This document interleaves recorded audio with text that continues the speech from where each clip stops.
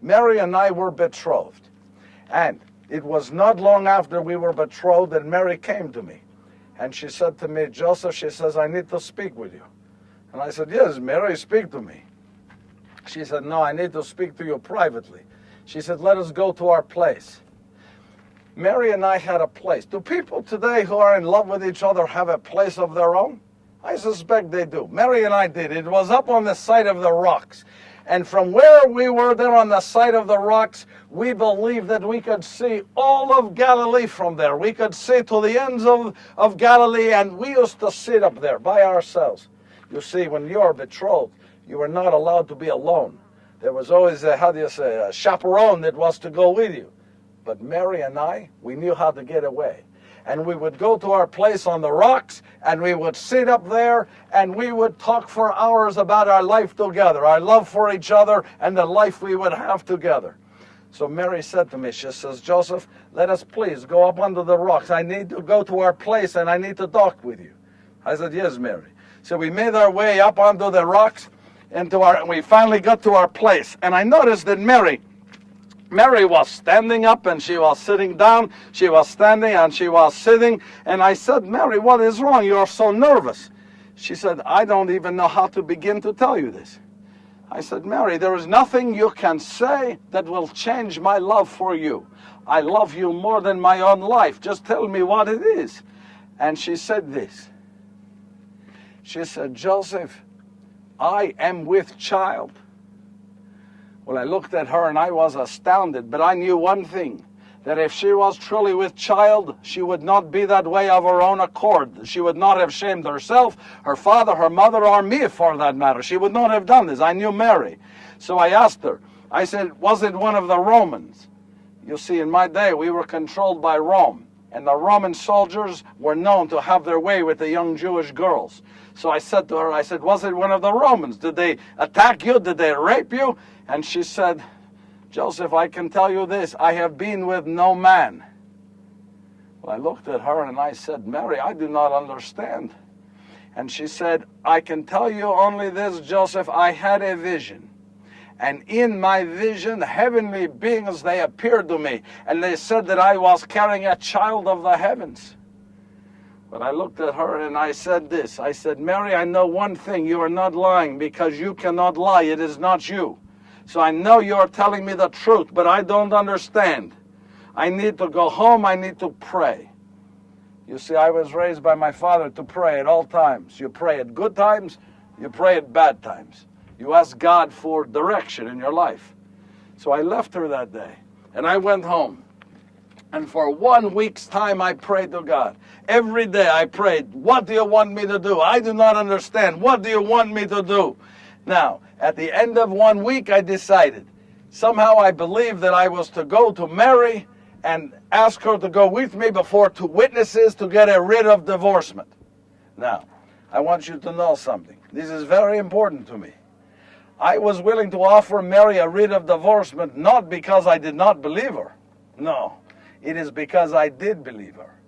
I love her more than any of my life. I love her so much. I was willing to give her a writ of divorcement because I believed her, and I knew that if God had ordained this, I had no place in it. I was not worthy. Have you ever in your life made a decision, but then you thought to yourself, that's not the right decision. Somewhere deep down in your stomach, it says to you, that is not the right decision. Have you ever felt that way? That's how I felt. I remember I went to bed that night and I began to toss and I would turn and I had a very difficult time going to sleep. Finally, I fell asleep. And then, while I was asleep, I had a vision of my own. And it was not dissimilar to hers. And in my vision, the heavenly beings appeared and they said, be not afraid, Joseph, son of David, for what Mary has told you is right. They told me she is carrying a child of the Holy Spirit and that I was to raise this child as my own and I was to name him Jesus. After the vision ended, I woke up and I got out of bed. And I knew that that was God speaking to me and what I was called to do. And I got dressed and I was preparing to leave the house to go to Mary's, but it was the middle of the night. And I said, I cannot go to Mary's at this time of night. What am I going to do? I said, I have to wait till morning. So I did what I do when I am nervous. I paced.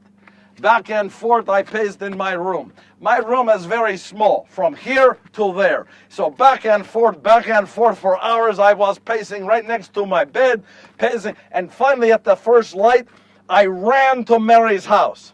Now, Mary's house is 283 paces from mine. Yes, I know this because we as children, we count. We knew how many paces it was to all of our friends' house. We knew. That's what children do. You have fun, you count, you play the games. So Mary was 283 paces from me. Now, I made it this morning in less than 100. I was so excited to get there. I ran to her house. And when I arrived at the door, it was her father, Joachim. I said, Joachim, please. I need a favor from you. I want to speak with Mary, and I want to speak with her privately, please. Do you know he said yes? I thought to myself, why did she and I go and sneak away all those times? I should have just asked him. Well, Mary came, and the two of us, we went to our place on the rocks. And when we arrived, I said, Mary, you must sit down. I must beg for your forgiveness. And she looked at me, and she asked why. And I said, I was prepared to come here this day and ask you to go with me before two witnesses to have a writ of divorcement. But I said to her, last night, Mary, as I was just going to sleep, I had a vision. It was not dissimilar to yours, Mary. And in my vision, I was told by the heavenly beings that you were carrying a child of the Holy Spirit. And they want me to raise this child with you, Mary, and that we should name him Jesus. And she looked at me and she began to cry. And she came and she embraced me and she said, there is no one I want to raise this child with more than you, Joseph. There is nothing for you to ask for forgiveness for. She said, we will raise this child up and he will be a wonderful child of ours.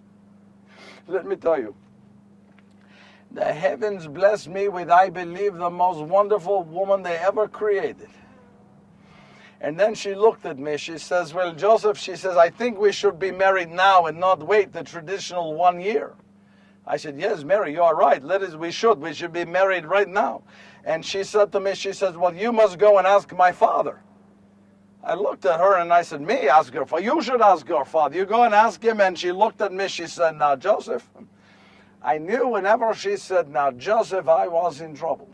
I said, yes, Mary. I will do it. I will go and I will ask your father. And that's what I did.